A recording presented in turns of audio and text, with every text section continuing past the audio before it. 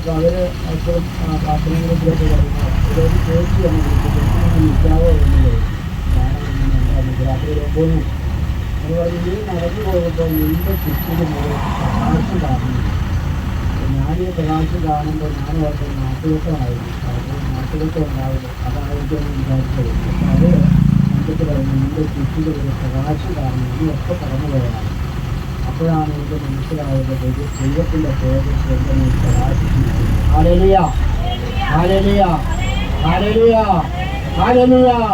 Nikala Adonira, Padana Sikala, Adona, Vibana, Adena, Abara, Ninaika, Donai, Parakana, Aladi, Ninaika, Hidra, Sana Siniraki, Vinasura, Adona, Kina, Vinakala, Alara, Vino, Vinasura, Aradi, Arajava, Anmari, Sakava, Idavaname, Atnian, Idavaname, Atnian, Idavaname.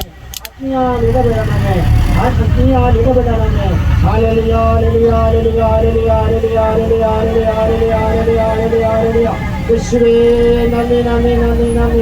ലോകത്തിന്റെ പ്രകാശമാണ്, എന്നെ അനുഗമിക്കുന്നവൻ അന്ധകാരത്തിൽ നടക്കുകയില്ല, അവന് മേൽ ജീവന്റെ പ്രകാശമുണ്ടായിരിക്കും എന്ന് യോഹന്നാൻ 8:12 പറഞ്ഞ വചനത്തിന്റെ ശക്തി അറിയിക്കട്ടെ.